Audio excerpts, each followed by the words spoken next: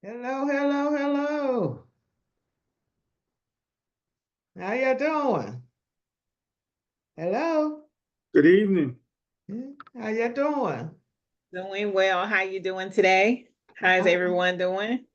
I'm Good, good. I'm good. good days. Uh, Good days.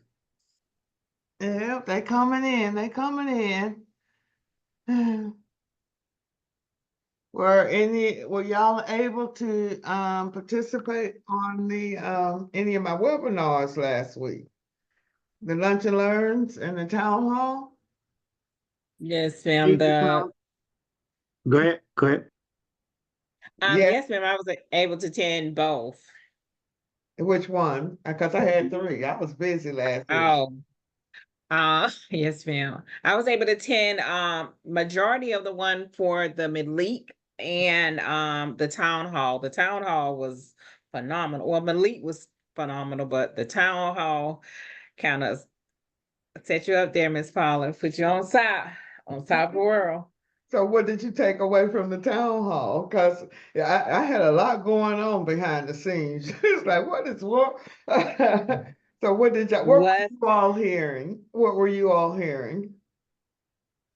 I think despite of the person that was doing the presentation, like pressed through and pretty much all your panelists kind of let everyone know that, that this is a professional operation, that you're doing great things, that you have, I guess your panelists was not just the average women, they were and men, they were people that has already served in the role that we're going to be calling and talking with, right?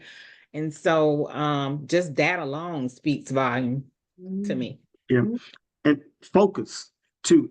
I mean that town hall. It just showed how everybody was focused to get this out with a sense of urgency. No distractions. I don't care what's going on. We need to dig down and get what we need to get now. It's no what had happened was. It's no. I can't. I was actually on vacation. And I was out in Myrtle Beach, and I made sure that my schedule allowed for me to be on that, and I was ecstatic that I was. Mhm. Yeah, and it is a sense of urgency, because we just really don't have a clue what's getting ready to come down the pipe.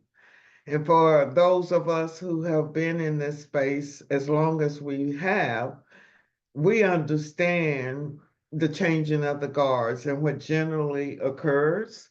And so the changing of the guards, typically the systems and the processes remain the same.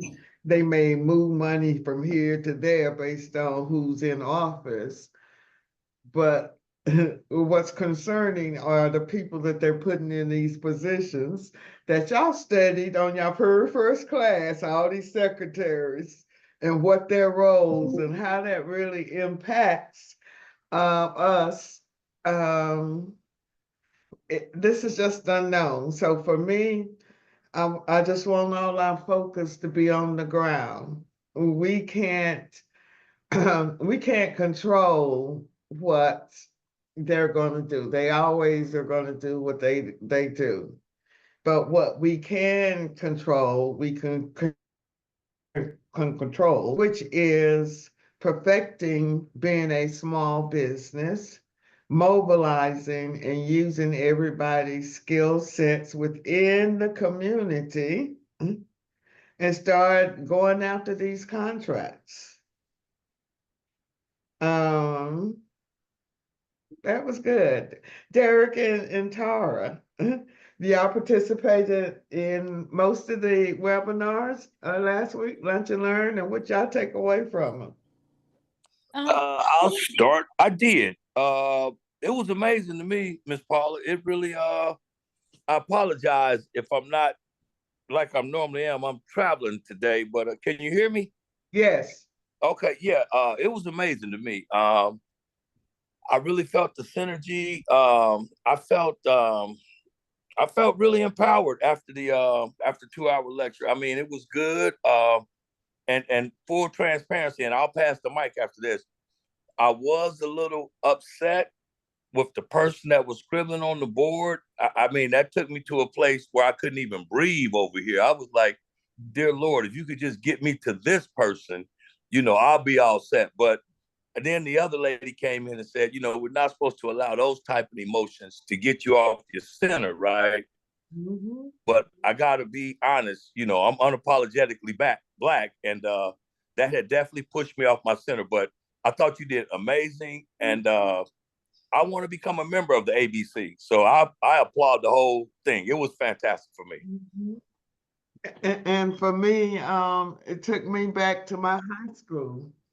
Um, where that's what was occurring, like in the 50s. And so, yes, but for me, it was important that we understood our history and how that ties into our contracts and how that ties into our tax dollars. Because in our community, we do not associate these tax dollars with these contracts. This is our money, whereas in our community, we tend to think of this money as they're giving it to us. Right. That refund is not something they're giving to me. That stimulus check was not something they gave to me. Right. That was my money. So for Absolutely. me, it's understanding the business side of it, understanding how this game truly, truly works and helping you all again to shift your mindset to understand the business side of it and understanding you don't have to know anything about that contract to win. And I think that's the biggest challenge. I was talking to someone today and she was saying, well, something is happening in this industry and they're laying off all these people and I was telling him if you find something I can do then please look out for me. I said, you're going back to your skill set. Right. So easy for us to go back to our skill set because we've been programmed to be laborers. Miss Promise you, we've been You programmed. have, you have hit the nail on the head. That was the thing that held me up. I'd say, what? Can I you said speak that, up a little? yeah, I said that was my sticking point for so long, was feeling like I had to know something about every contract. So I would pass up so many opportunities because I just felt like I didn't know enough. Like, I don't know anything about this. How can I make this work? And now I'm beginning to connect the dots that it's all about outsourcing. It's no different than anything else when you are outsourcing the information. I do real estate. All right, if a house needs to be repaired, I don't know. I don't have to pick up no hammer. I just got to go call somebody who can. That is it, just to simplify it. But I think it is hard for people. That just seems too simple. And do y'all feel like that's the why it becomes a challenge? Absolutely. We've been programmed to think, it has to be hard for sure. That becomes a challenge, right? Absolutely. Yes. So we're gonna I want y'all, we're gonna start our little 30-second elevator speech. We didn't have as many tonight as we do. Maybe they coming in, but I want us again to know who we have in the house in the community because that becomes important as we begin to build out our business model. I think that's where people struggle when you all start filling out those tables. And we're going to go into a little bit more depth on tonight's class is, well, I don't know nobody. Well, we're going to start right here in class. And thank you, Ms. Favors, for completing that Excel spreadsheet. And that's important. Y'all got to y'all can't just show up for tonight's class. There has to be time and effort spent outside of the classroom. You've got to learn who we have in the house. How can I use somebody else's background, not necessarily skill set, but their area of expertise and background that I could potentially add on to my capability statement. So let's do a 30-second elevator speech just to start. And I know you all are still flushing out your business model, so we are going to focus on your area of expertise instead of what your business is doing for this exercise. So Ms. Favors, you can start. Unmute yourself. Hello, everyone. I'm Vivian Favors. My business is Alliance Consulting Firm. I specialize in business management, also with project management as well. My background is military, 24 years. And so I'm familiar with sort of like the buyer side. So now the coin has turned. And so now I'm on the other side. So this is what's new to me. So hello, if you need any help, I'm just a call away. So Hopefully what did you do everyone in the military? in the military, I served for 24 years. I was a retired chief yeoman, so I was a retired Navy chief, and I've done administration and operations my entire 30 years pretty much. Okay, administrative operations services, and what did that entail? So pretty much, I am very well at leading large teams, working under stress, chairing committees, I want, overseeing. and maybe I'll just break this down. What I'm trying to Okay. pull out for everyone to think about is as you begin to build out your business model, I want you to think about the specific task that you have to do for that job. For instance, and who you're working with. What other industry are you working with? For example, the real estate. The real estate have all different kinds of arms, right? You do the task behind selling that house, and everybody always want to start out, well, I'm a real estate agent, but how many tasks are there associated with selling that house, right? You do marketing, you do social media, you do direct mailing, you do open house, that's event planning, you do mailing, you have to process all that paper, that's records management, you do document preparation.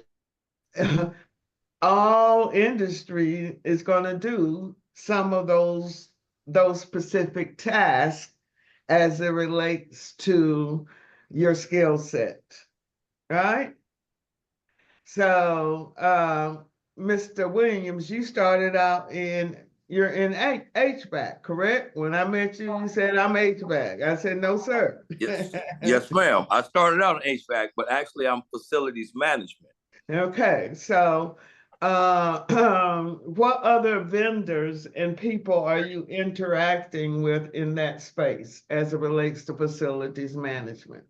So as it relates to facilities management, I've started reaching out to GCs, if you will, started reaching out to other HVAC companies to where we can collaborate and support one another. And then do you deal with electricians? Do you deal? yes, I deal. I deal with- apologize. I deal with electricians. I deal with plumbers. I deal with carpenters. I deal with damn it, what do you call them? I know exactly what they are too. But give me a second. But yes, ma'am, I deal with everything. Those are all now the services that you're going to translate under one of your service areas that now you're going to offer to the government. That is correct. That is correct. Okay? That's what I'm helping you all to do, is to create a business model for number one, that's going to be sustainable. And instead of you doing the work, you're creating the business model Correct. and the people to Well, put inside that business model. they will execute the work. Absolutely. That's correct. Is everybody clear on that? Yes, ma'am. Okay. One more, people just spend 3 more minutes on, anybody else that was at the town hall meeting or any of the lunch and learns, and what did y'all take away? Anybody? Were you at the lunch and learns last week with Malik? Yes, I was at the Lunch and Learn last week. Oh, Miss Paul, I wanted to ask, so I missed the town hall, unfortunately. Is there a replay? Will it be? No, you did No, not. we're going underground. This I got you. underground, we can't record nothing no more. Yes, ma'am. Okay, I just wanted to make sure. But yes, I was in the Lunch and Learn with Malik. It was very good. I think the thing that is so inspiring about him is he is so open about his journey, as well as being so willing to share information and to help anybody who needs help. So if you guys didn't catch that, you should definitely go back. I'll And put that video up in the classroom. But what he said in the end was the truth. I asked him to leave some words of wisdom. And one, we got to get out of our way. We have to eliminate the fear. We have to address the trauma we have had as a community and look that demon in the face and keep it moving, because that tends to hold us back. Because as I say, my generation, we were programmed and we had to figure out how we fit in this corporation system. And so we had to change who we were to survive. Now we're going back to old school and we get ready to depend on each other like we've never depended on each other. In this space, it's all about Trust. collaboration. I want our competitors to be the government. Pull all these resources and your backgrounds into business model. So now everybody's looking for opportunities within the community. That's right. This is the mindset that I want everyone to get to, okay? And it doesn't matter what you've done. I have Robin, she's joined us, Robin Gilmore, she just started. She's my hairstylist. She's been doing that for 20 years. So I was like, come on over on this side, because the government has a contract for hairstylists on all these military bases, but that's just your skill set. You're now going to be responsible for filing what other hairstylists they need, whatever state they need, because you know that industry. So as you all are looking for opportunities, we know within our cohort who does what. Does that make sense to everyone? We all on the same page? Yes, ma'am. Lean on one another. Okay, yeah. And everybody, that's why I make everybody start at the same place. So, Mr. Williams, you've been in business, and Miss Favor, you've been in business probably the longest, or Mr. Rob, Mr. Rorell. Have you all understand why I have you all coming to starting at the place that you start? And does this all make sense for the existing businesses and those who are just started? Can I get some feedback? 100%. We've been in business for 20 years, but we haven't been in business here. And so starting where you starting us from the beginning has been very helpful, because you said something last week that really struck a chord with me. And that was, what are the other things you've done? Well, we've worked my husband used to work for the Postal Service. He owned a postal center. So mail service, right? He's done FMLA, HR. Okay, well, Now we can add HR as well. So that was very helpful. So starting at the beginning, I didn't think it was going to be as helpful, but it really has been. Okay, thank you. I appreciate that feedback. Um, Everyone seems to be challenged with the second part of this lab assignment. When you go into the classroom and you drop down to that session, you go to that session, everything that we discussed from last week is in here, as well as the website.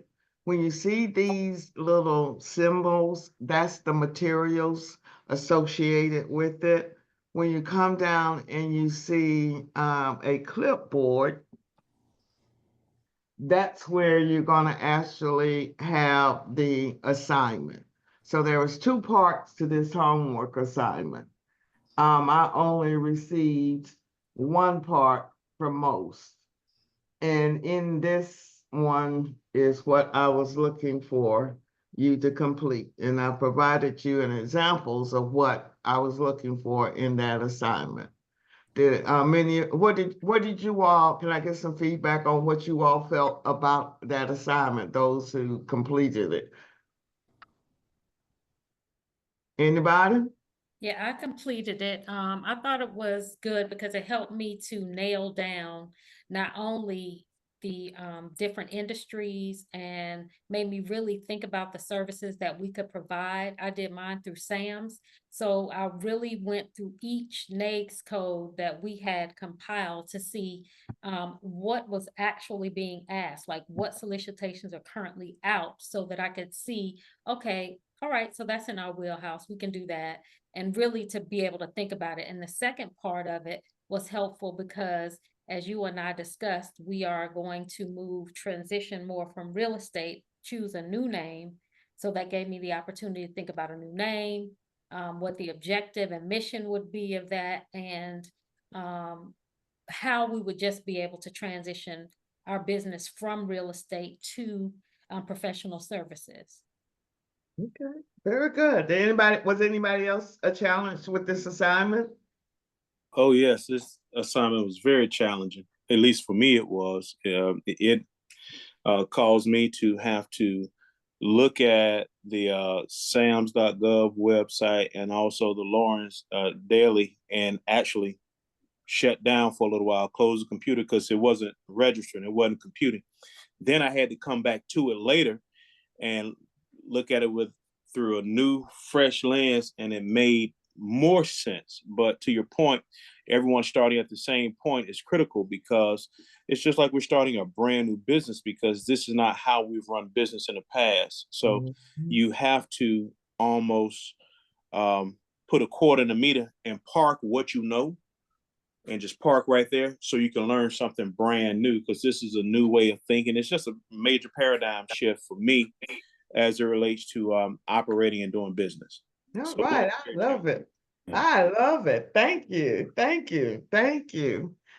Thank you. I Miss Paula, appreciate for it. me, when I clicked on part 2, there was nothing but a blank white block there. So I never could even find part 2. Okay. So I don't know what's happening. Maybe I'm going about it wrong. I'll try Well, to you go can back call and look me. again. I can stay afterwards and we can see where you Okay. are. Okay? Because this is just building on, this session is just going to build on to last week's session. Okay? Miss Paula. Yes. So I saw question 1 through 4, but I went back and looked at the presentation. So that's how I was able to get all of those questions, as well as looking at the example. So but I wasn't able, like how I'm trying to follow now, how you clicked on the clipboard to get all the questions. It's not expanding for me. Okay, maybe I'll spend some time afterwards and I'll see what's going on with everyone. Okay? Because Yes, ma'am. Thank you. we get ready to go on right now. We're not playing here. All right. So tonight's session, we're going to go over the NAICS codes. Part 1. Let me go back up to the curriculum.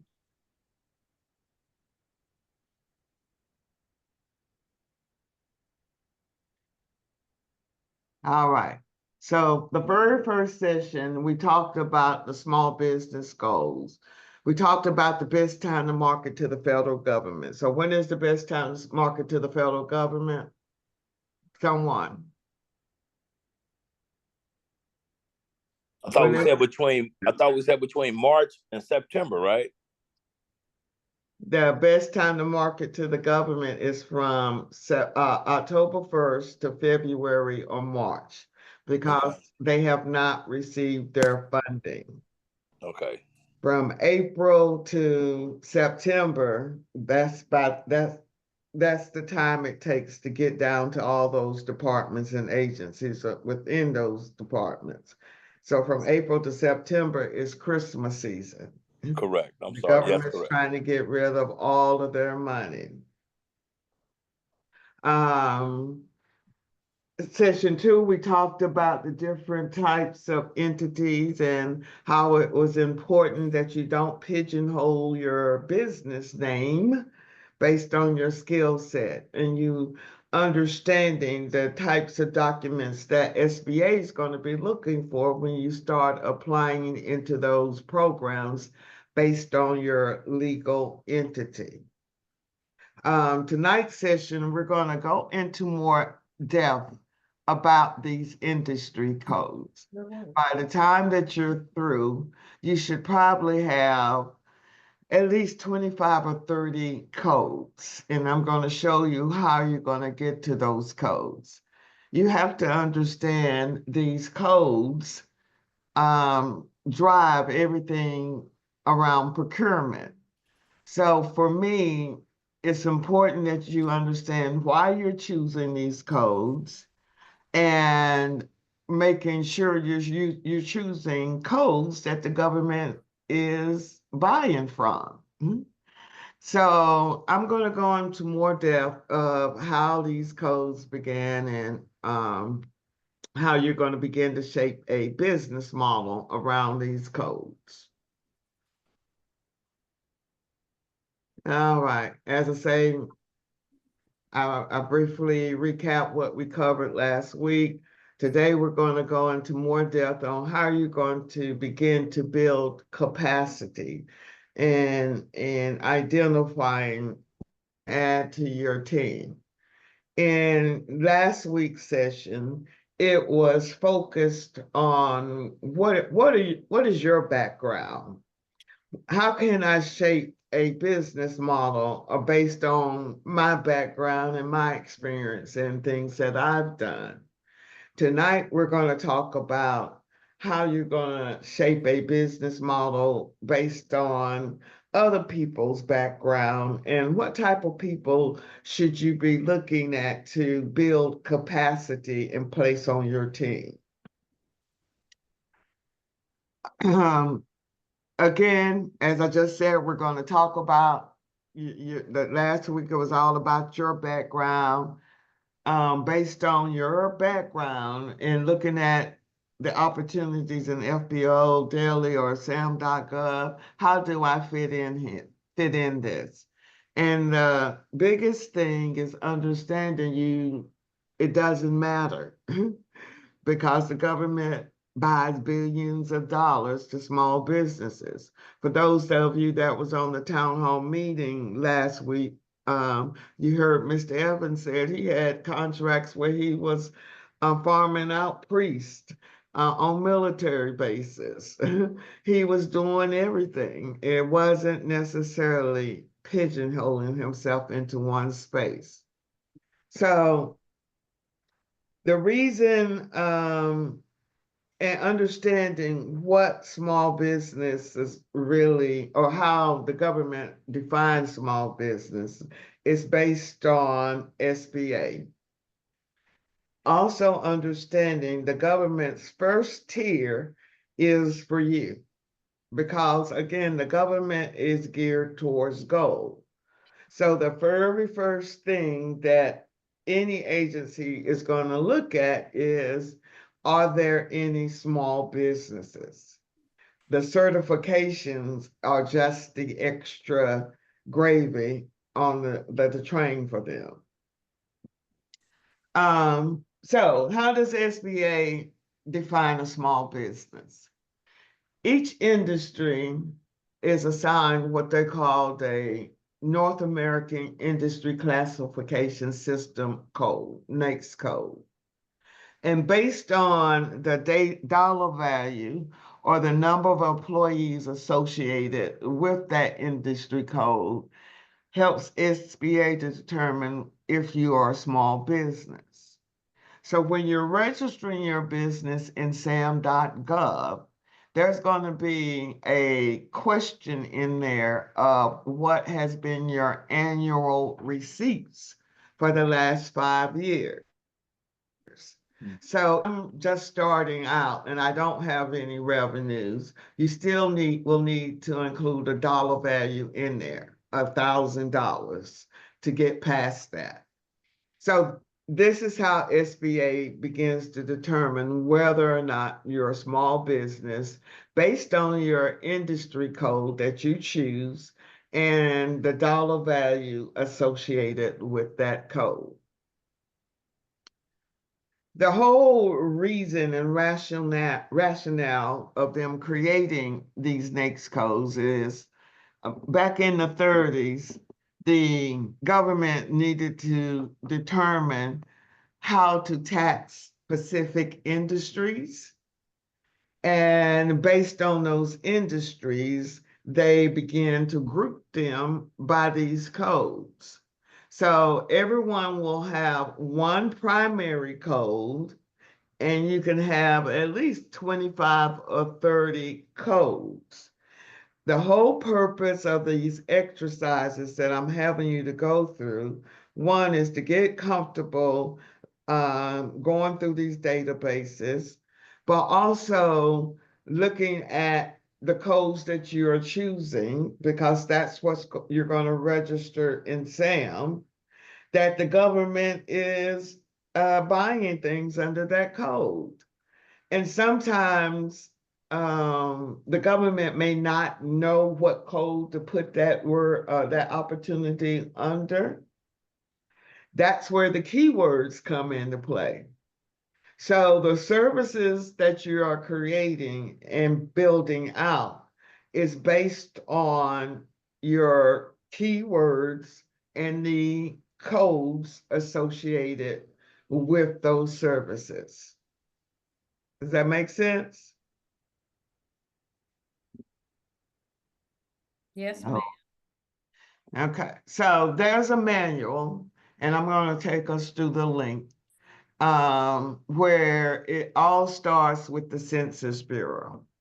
When you go to this particular link, you can put in keywords, and it's going to tell you what industry code is associated under that keyword.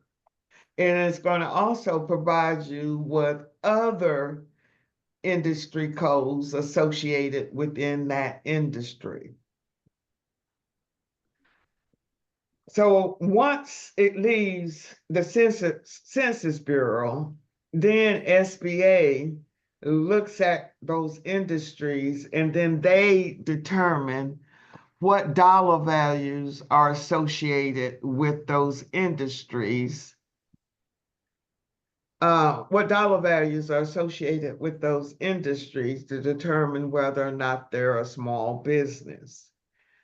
Everyone should have this 541611 industry code.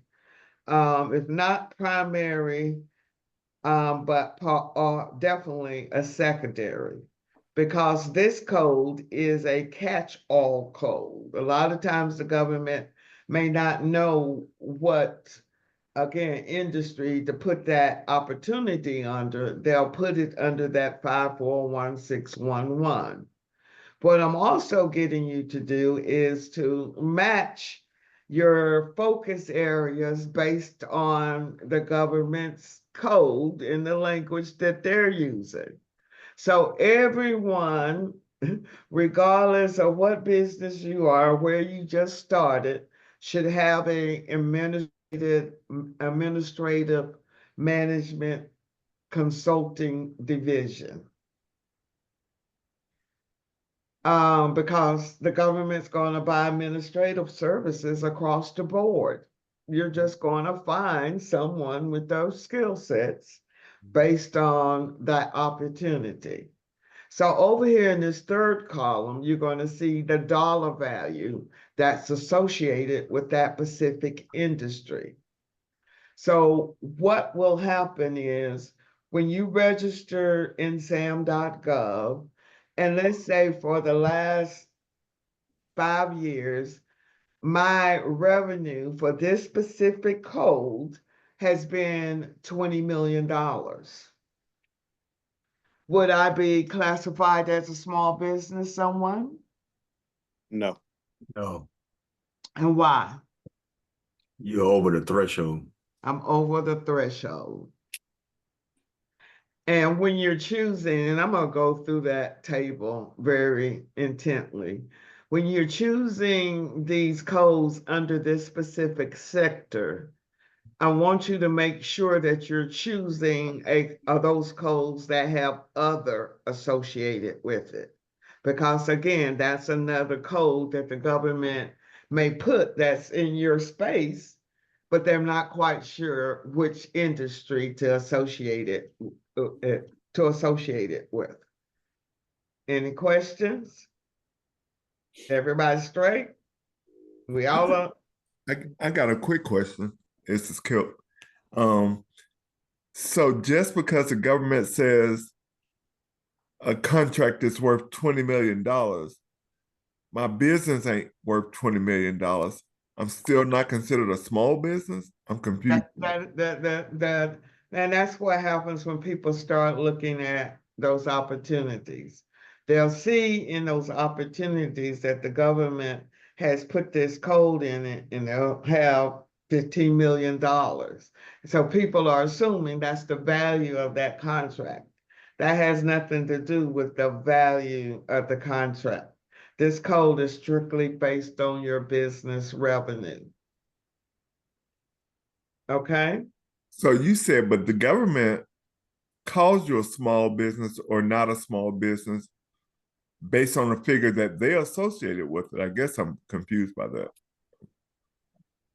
I'm missing something. I'm sorry. They have determined what dollar value is associated for that specific industry. Okay.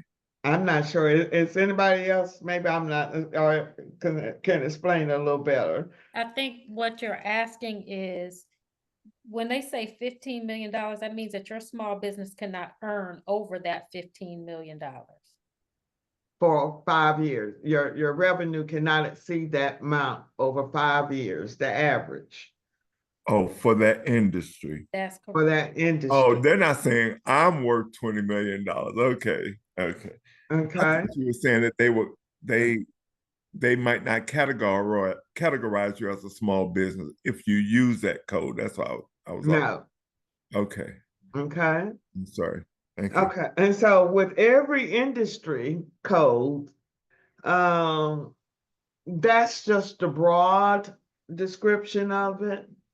Under that industry code, they're going to have what they call a PSC code, a product and service code.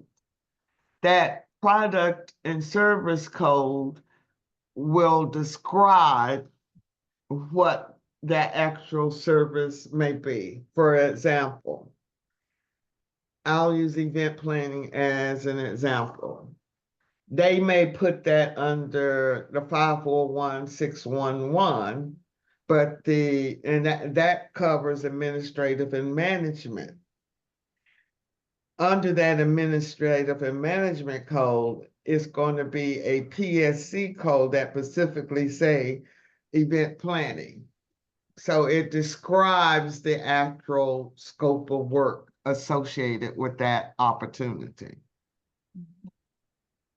There's a manual in the back. All of this is in your classroom where you're going to see each of the codes. And again, I'm going to walk you through those codes at the end. what we're doing now is beginning to create a business model. A business model that's, again, not necessarily based on your skill set, but based on the services that you're going to be offering the government and how you're going to fulfill those opportunities. And so when I look at a business model, I look at the Department of Defense. When you look at the government, and specifically the Department of Defense, that's a well-oiled business machine. Under DOD, you have all of these departments, let's say, these are divisions, with each one of them having their own core service and areas to service. So when you look at the organizational structure of DOD, who's the first on the ground? Someone. Army. Army. They have their own rules and roles and things that they are supposed to do, correct? Who's the second in line? Is it the Navy? The Marine? Navy. Oh, I'm sorry. I say the Marines, right? What does the Army do? Understand our roles. The Army is laying the footwork, correct? Yes. My veterans in there. The Marines come in, they coming in to kill. Don't mess And with crazy ones. I ain't messing with too many Marines. They trained to kill. Yeah. And then you have the Navy, and who are they covering? What are they covering? We covered the sea. The waters, Mhm. and then you have the Air Force who's covering the airs. So when I look at DOD, I look at their business model, and I want you to have the same concept. In this space, in the end, and when we get to next week, what y'all gonna see is everybody is doing the same thing. Where people get uncomfortable is when I'm telling you, cut and paste. Don't try to overthink it. Don't try to put yourself in it. What I'm doing is dressing you up to look like everybody else, using the same services and the things, and one of these verticals will be in your area. But in the end, I'm trying to get you all to look like everybody else, have the same codes that they're using. And that's how you begin to approach in networking and opportunities. Because as a whole, the government's going to have a need for every one of these services under here. And somebody within my network, I know, will have a skill set to fulfill it. Every service, every agency gonna need administrative support services. They're gonna need IT support. They're gonna need communications. They're gonna need training. They're gonna need that facilities desk managed. They're gonna need help desk. So I'm just trying to get everybody to dress up and look like everybody else, talk the same language, so you can go to the prom in government-ready model. Because when you look at a business model,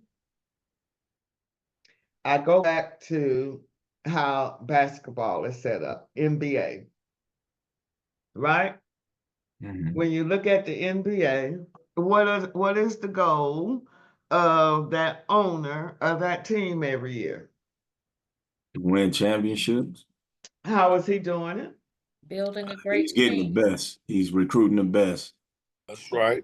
I'm putting my dream team together. Now I'm shaping my whole business model around my dream team. Am I making sense to y'all? Yes, ma'am. Yes. That's shift. That's why I say you don't have to know anything about the contract to win it. Your goal is to find your dream team on every opportunity that you're now submitting to the government, because in this space, the government allows what they call contingency hires. Right now, for marketing purposes, you're just trying to demonstrate to the government that you have a team of subject matter experts. The government understands when you're submitting on contracts as a small business that you don't have all these people just sitting around waiting on them. You're submitting their resumes and stating contingent upon award of this contract, these individuals or their subcontractor, where for marketing purpose, these individuals will be hired to perform in those positions identified in that opportunity. But right now, we just faking it till we make it, right? Yes. So if you don't have anybody to place in those positions, don't worry about it. Just outline the core service, and then you go along the line, you're going to find somebody, and you're collecting resumes. In our community, we don't talk about what we do. Mm-hmm. It's time to start asking folks what you do. Because in your network, in your family, within your circle, I can guarantee that somebody's worked in the government or had some form of fashion within the government, or even working on a government contract. I'll give an example. I had one student 2 years ago. She came in, she said, I'm real estate, I'm construction. Okay. Part of this process, you are government resume. When I got a resume, when I got a resume, her resume said she had retired from HHS FTA as a senior chemist. She had a doctorate's degree in chemistry. Never heard of it. So we've been trained not to brag. Don't talk about yourself. I need y'all to talk about everything that you all have done. All right? Yes, ma'am. That makes sense? Yes, it does. And ask people. I'm always asking, what do you do? Because when I'm meeting people, I'm asking because I'm automatically fitting them into an industry or contract. I am. Government doesn't, they buy everything. Who am I looking to put on my team? Government retirees. Why do I say government retirees? Because they know the game inside out. Hmm? They know the game inside out. They know the information. And it adds credibility. So if I have somebody who's retired from CDC in this position as part of my team, then that automatically adds credibility to my business. Veterans. Why do I say veterans? Anybody? I would say the exact same reason. It adds credibility to your team. And you all get first priority. Correct. Hello? So if you're able to put veterans on your team, and what I tell my veterans as we go and continue to learn these databases, you're gonna go back to every place that they've sent you to and find contracts. Your resource pools will be TAP. Have you all heard of TAP? What is TAP? Transition Assistance Program. And why do I say that's a valuable resource that everyone can pull from? Why would that be a valuable resource? Because these are So transitioning veterans transitioning out of the military into private service or into back to public service. them and their wives, right? Hello? Mhm. And TAP is located where? just about every base has a TAPS. There you go. So that's where you're gonna pull your resources for your team. Other government contractors. Why other government contractors? They have experience and they also, most of the time, will already have a infrastructure in place. That could be an external, but it also could be an internal. I said I started my career on this one contract where I went through 6 companies. So those companies were getting a team that's already trained up. One of my real estate agents, her very first contract in the 8A program was testing monkeys in a lab with HIV. It was 10 people on the contract. It was a sole source contract. The vendor graduated from the program. She didn't have to go back and rehire a whole 10 people. She just picked up the same people that's been on that contract for 10 or 15 years. The government's not just going to be retraining all these people when the contracts end. You're more than likely going to grandfather those people on those contracts who are already working on it. So those of you who've been working with Megan on Thursday's lab session, that's her background. She's like me. She grew up on the contracting side, but now she's a federal employee. The government wanted those employees. And as you begin to target different agencies, that's why I wanted you to determine your agency. So someone said, I want to look at the Department of Energy. Then you need somebody on your team that have an energy background, right? I say that because most of my contracts came from HHS. But as we grew, I wanted to diversify out of HHS.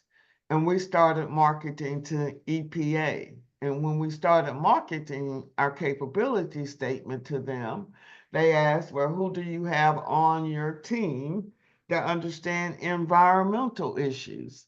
We didn't have anybody. We got a consultant in, put them on the team, and ended up winning a $3 million contract mailing out lead forms to real estate agents. You know, when you go to closing and you have to on that lead-based form, we were the contractors mailing that out to all of the associations.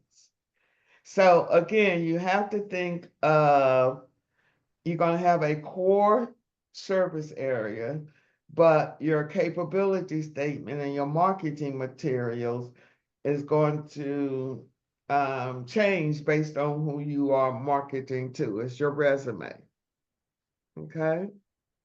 So when you're looking at your team and how you're going to build capacity, I want you to look again first, and when I say internal, who's in your network? Who do I know that I can add onto my team as I'm looking at these opportunities? Second, who do I know that could potentially just be consultants or teaming partners? You're just using all of this to continue to build capacity. And what I've learned about my gift is, if nothing else, I know how to build a team and build capacity and build relationships. And that's what that was on the town hall meeting. And the other people, all now I have to do is call, y'all down? And everybody like, yeah. But that's because now they trust me. And we built that relationship. Yeah. As I say, contingency hires are just what you're saying to the people that you're bringing on that you potentially just want to have them on your team. You're not promising them anything either. You're telling them, I need your resume, and contingent on us finding opportunities, I may have a position for you. That's all you're doing is collecting resume. Again, we're faking it till we make it. The government is not going to know, it's just you behind the scene. And what typically happens with a lot of people who connect with SBA's resource partners, such as the Apex, and I encourage you to, but understand those are W-2 employees or retired government people. When you create your verticals and your services, and they ask you or tell you you can't do that based on your skill sets, your response will always be, I have a team of subject matter experts that are qualified to perform the services in my business. Y'all with me? Can I get an amen from the church? Let me know Man. y'all still alive. Huh? Amen. Amen. Yeah, we ready. Okay. All right. So, not this next week, I'm going to go over your capability statement. And then once you understand your capability and your verticals, then that's what's going to be transferred over into sam.gov. But what I'm going to go through is going through these industry codes. This is your homework assignment.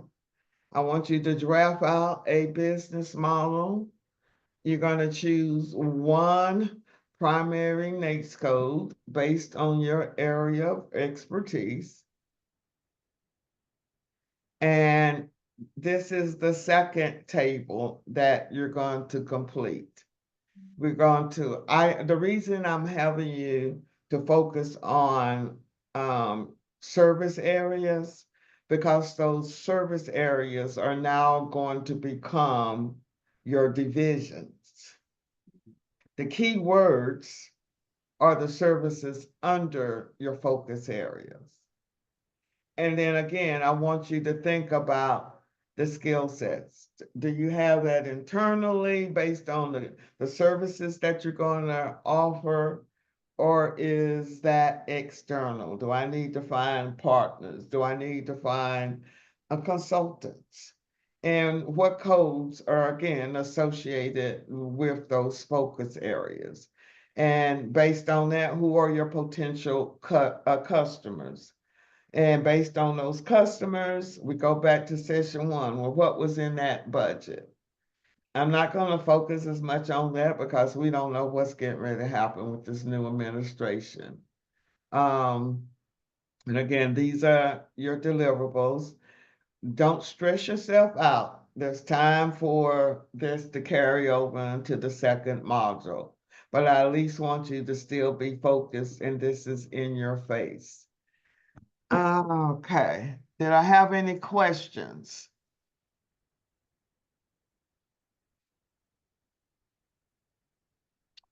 All right. In your link again, if I go to Business Ready Session 3, which was posted today, you're going to see this session. You're going to see these websites. You go in, you edit, and it says View Materials. That's how you're going to access it. You have to open it up. Here you see the clipboard. That means there's something that you have to turn into me. And that document that I just showed you on that PowerPoint is what's here. That's what I'm looking for you to complete. And then I've also provided you with samples. So you can see how others completed these forms. I just want you to get comfortable and beginning to think about your business model. Okay, and all right. So let's look at this and where it begins in the beginning. So let's say somebody give me a industry to put in here. Anybody? The next code or just the transportation? Huh? Transportation. Transportation. Okay. So if I put in transportation,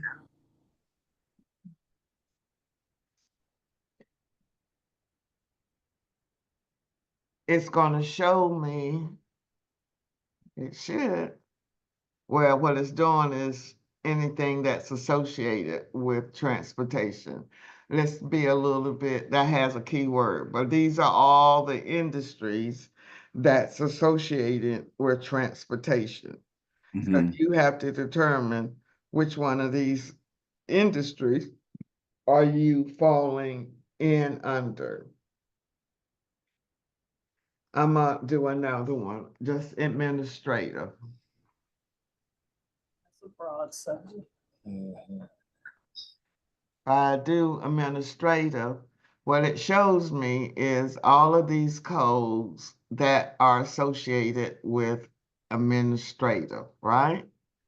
And if I click on, let's say I want to click on this code, it's going to provide you a description of the services that typically will fall under this industry codes, right? And then it's going to give you other codes that may be associated with it. All right. So wanted you to get familiar. So these are codes that's records management. I want you to use the services. Don't, when you're identifying your services under your vertical, I don't want you necessarily copying the description of that NAICS code. And I'll show you shortly what I mean by that. But I wanted you to get familiar so that you can understand how these codes are associated with what specific industry.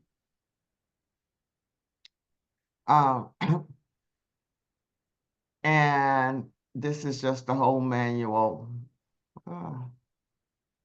Okay, this is just the whole manual of all the codes that's been pulled from, I just downloaded it from the Census Bureau. So now what SBA has done is created from the codes and determine which industries are considered small businesses. As I said earlier, if you're in manufacturing, it's based on the number of employees. So when you're looking at this table, it's broken down by sectors. And under the sector, there's subsectors. Most of the contracts in this space, based on where you are going to be in the 23 sector and the 54 sector and the 56 sectors primarily. So when you're looking at your industry, and let's say you all are in that real estate, you're in the HVAC, you can choose some of these codes that are associated with that industry. I'm not necessarily going to be choosing this code because you're not using this code to sell new housing to the government. You're going to be using this code because this is where most of their construction or rehab projects would fall under this code. And you see the dollar value associated with it. But if I'm in the construction space in that industry, facilities management, I'm gonna make sure that I'm grabbing these codes because I'm already working with these individuals, right? So all of this could fall under my facilities management division. Are y'all still with me? Yeah, Yes. yes, ma'am. And this is all other. That's when, again, they don't know where to put it. So you want to make sure you have that all other. Then I'm going to go down to the 54th sector. Because again, it's covering every industry that you can think about. Let's go to the 54th sector.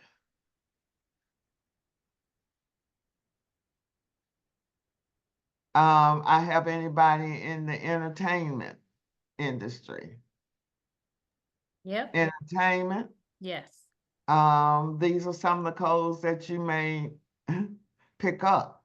You want to pick up those codes. Other. And again, to test it, take it and put it in sam.gov or FBO Daily to see what types of contracts are coming out. See, because you don't want to choose, again, a code if the government is not using those codes. So you want to make sure that you're going to choose the right codes based on the industry. Again, if you're in real estate, you can choose these codes, but you're not going to use this as your primary code because the industry, because they're not going to accept this code in the 8A program. Any real estate agents, you should be using the 541611 industry code. That's the management code. But you can choose some of these codes as secondary. And again, put them in that database in opportunities to see what opportunities are coming up in that industry.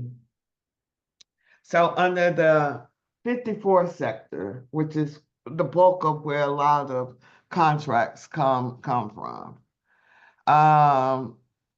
So if I'm an attorney, do I need to be an attorney to have that as my secondary?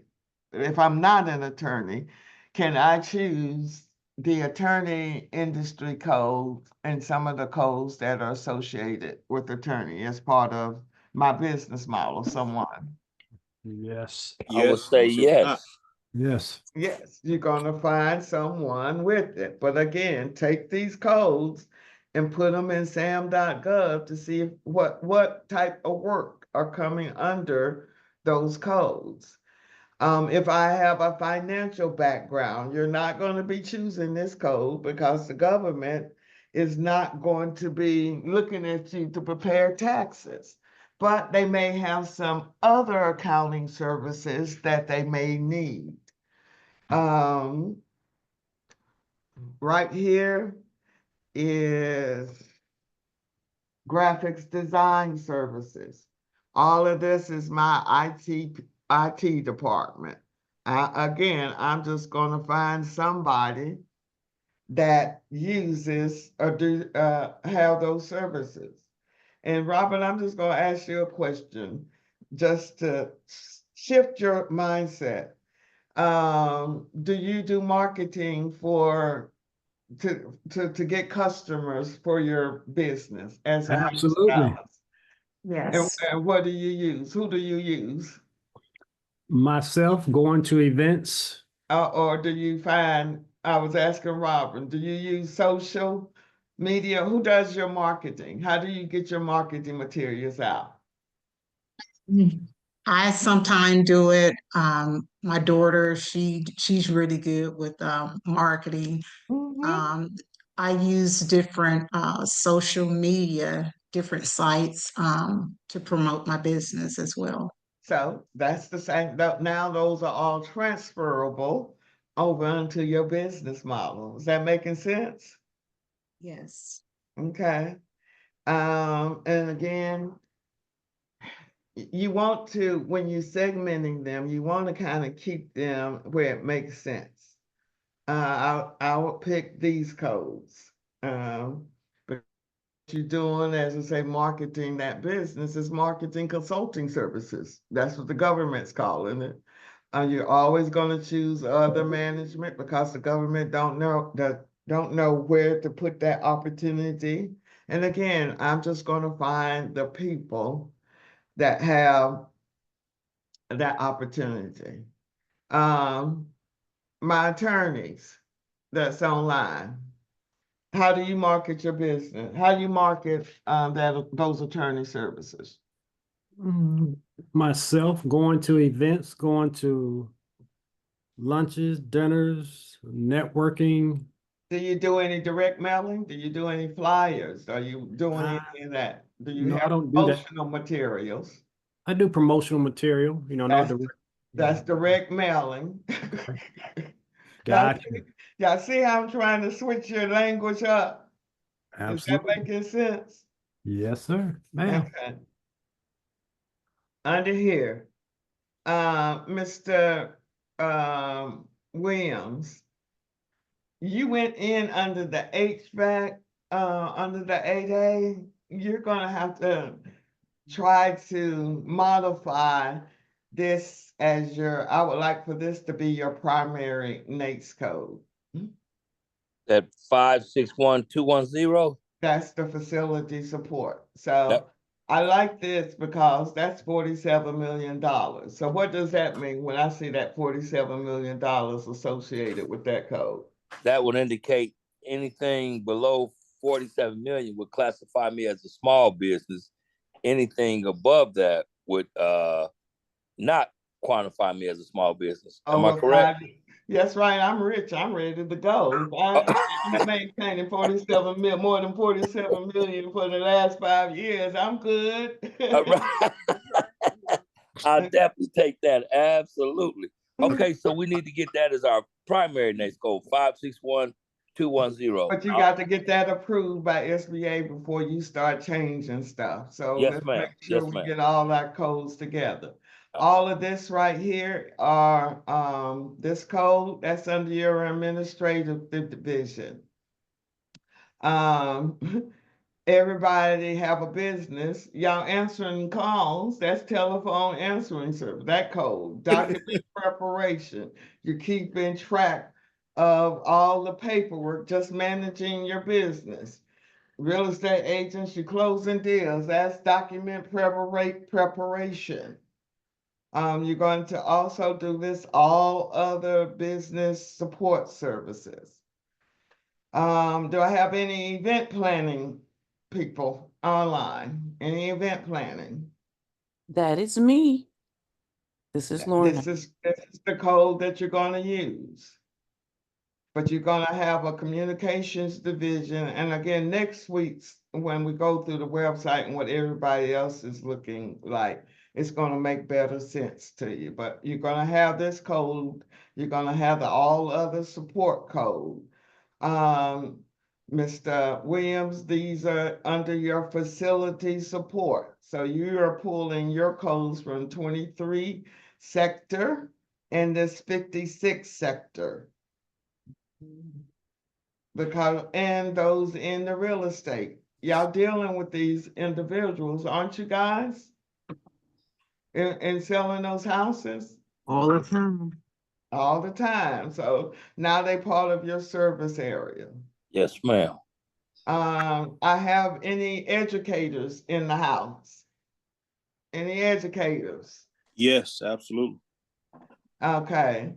You're going to choose definitely this code and that code and educational support codes. Okay. All right. Anybody in the healthcare industry? Anybody know people in the healthcare industry? I do.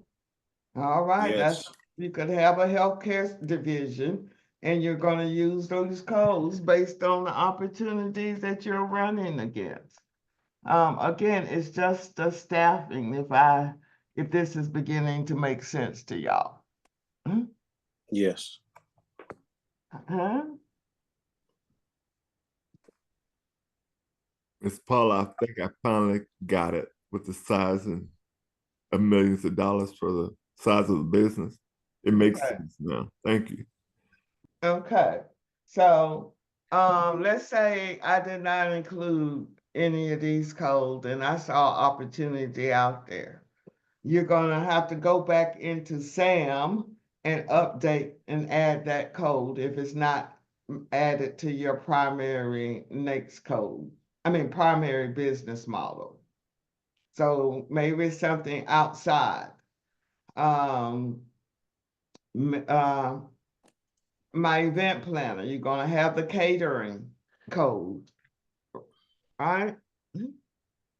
Because you Okay. deal with caterers, right? Yes, absolutely. So you're gonna make sure you're gonna have that as part of your services. So in the end, we're gonna have almost 25 to 30 um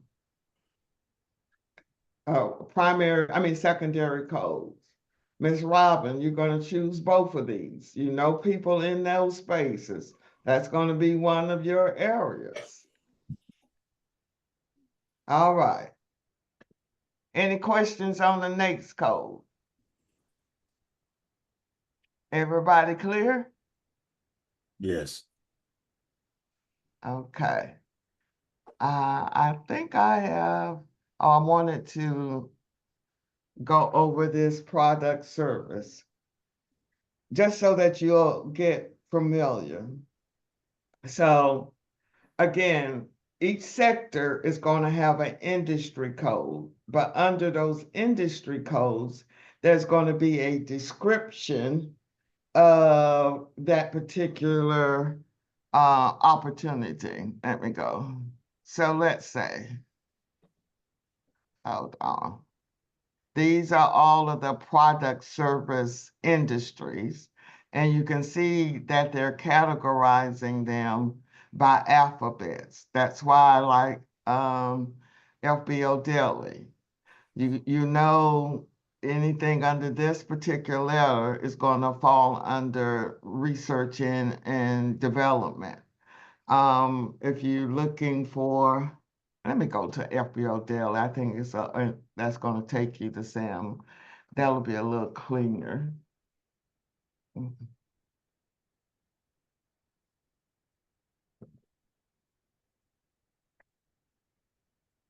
Are y'all getting comfortable using these websites? Yes?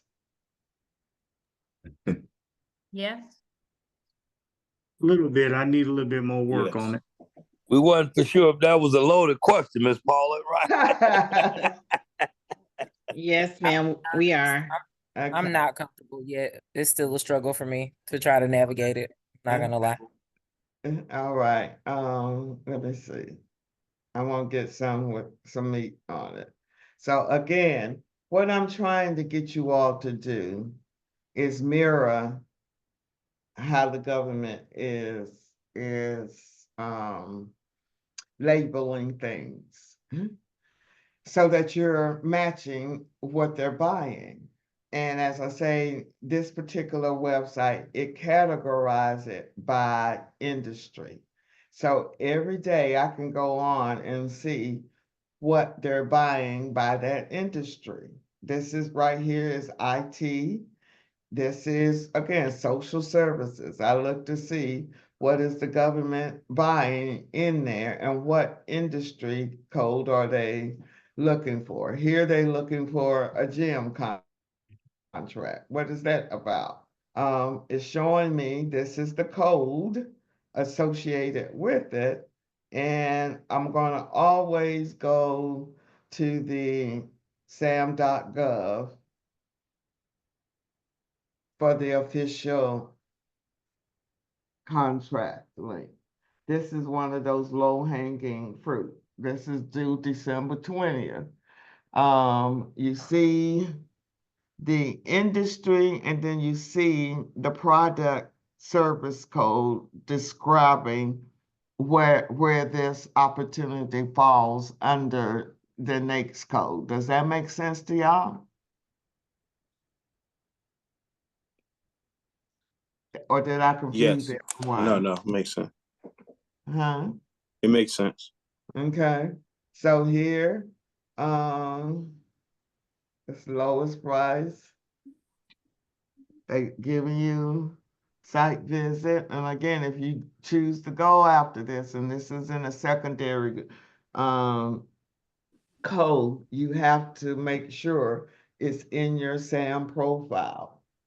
And again, when I'm looking at these opportunities, I'm looking at the statement of work, which is going to provide a description of what they're looking for.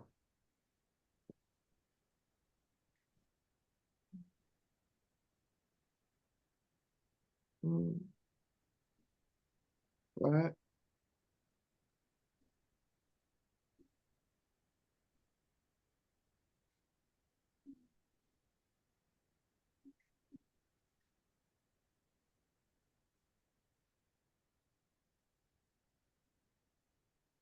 So do I have to own the gym to look at this opportunity? No, you didn't. No, What would I do? you need to partner with a gym or a gym owner. There you go. And this is for 6 months. That's the low-hanging fruit that I'm talking about as you're looking at these opportunities. I like to look at this as shopping. What is the government buying today? And you see, that was under social services. I didn't go to any other. So I look at all of them just so that you can get familiar. Again, what types of buys are they buying? Who do I know? And what industry code are they using to offer this opportunity under?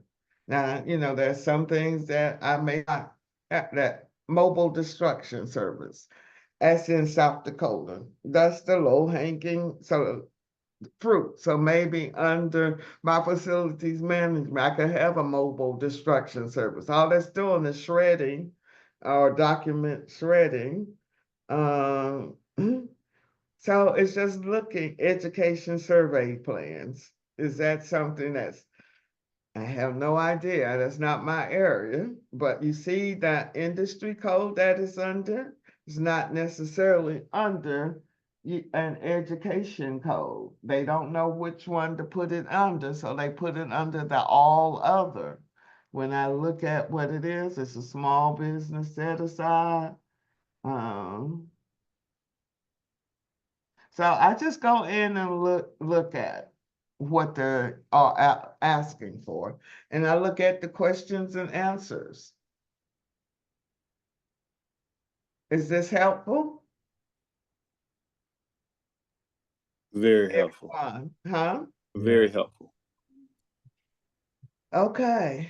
I do. I look at this as shopping. My military people, were anybody in Japan on those military bases? Or do Yes, y'all ma'am, I know? was. Huh? Yes, ma'am, I was in Yokosuka, Japan. See? You see what I'm saying? They just need somebody to clean up. So you at least have a familiarity with the lay of the land, right? Yes, ma'am. All right. And the good thing here is they always going to give you a point of contact and an email. That's half the battle of building relationship. All right. The last thing is, again, this is what I'm looking for you for next week. I've also provided you with a midterm that will be due next week. It is open book. It's just to make sure that you are learning and engaging where you are yourself. Okay? All right, I think that's it for me, you guys. Any other questions? What's some takeaways? I got a question, Miss Paula. Yes. So, when people get hired by the SBA, I'm just trying to get the background on the people, type of people they hire. Are they college educated or are they out of high school?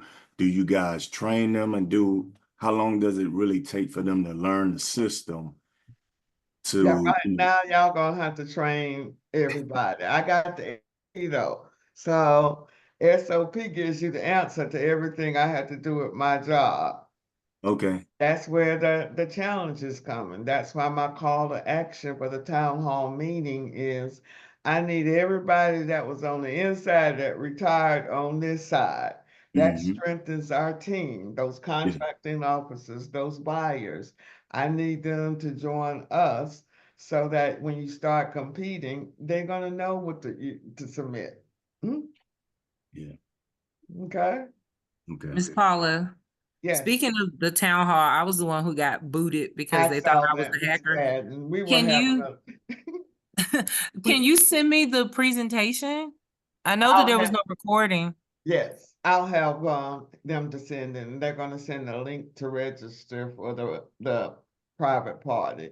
And we Okay. apologize. All we saw was KP and your name was I right know. on They the started commenting saying it was KP too, so I think I was targeted. I was the fall guy, but that's all right. I'll read the presentation. we won't be deterred. Yes, that's right. All right, give us 3 takeaways, someone. Well, one takeaway for me is the more you use the website, SAMS.gov and FBO Daily, it begins to make more sense. You know, as I said, when I first looked at it, it made absolutely no sense to me. Now, the NAICS code, even when we had to fill the table out for the homework, I didn't fully understand the NAICS code. Neither did I have an appreciation for the NAICS code, but now it makes sense as though because you can broaden your opportunity base by kind of taking the limits off and being able to use NAICS codes and looking for opportunity there in Lawrence and then going directly to SAMS.gov. So it's like the pieces are starting to come together slowly. Mhm. That's it. I'm giving you step by step. I can't give you it all at one time. You wouldn't be able to take it all in. Um, anybody else have any question before we conclude? And those who needed some assistance can stay on. My key takeaway was that we all have talent that we're just not aware of. I love that. Within the cohort. Yes. Mhm. This is one contract. I see. We just have to understand the power of us collectively coming together and stop competing and chasing the crumbs. I want the competition to see who can win the most contracts. That's where the competition I should love be. it. I think my Yeah. takeaway is we have to forget what we learned Mhm. and then relearn what we don't know. Mm. Mm. Very powerful statement. Thank you. Miss Paula, my takeaway is that the opportunity doesn't have to be in your state. It can be worldwide. You know, so don't limit ourselves. I know that we do want to work on our region, but if you know someone in another state that can probably be a project management or help you oversee the opportunity, that we can also take that. Or no vendors in that area. Y'all got cousins. We got cousins all over that know somebody that knows somebody. And Thanksgiving dinner, I want y'all to start talking to y'all peeps. We got to pull together. What y'all doing? Know who we have within and then go out. Okay. With that being said, you all have a happy Thanksgiving And we'll catch you next week. And who wanted to stay on? You can stay on and I can answer your additional questions. as Happy it relates to the Thank I'm you. class. gonna hang on one few seconds if you don't mind. Okay. Everybody else, the class is ended. Happy Have a wonderful Thanksgiving. Thanksgiving. Happy Thanksgiving to everyone. God bless you.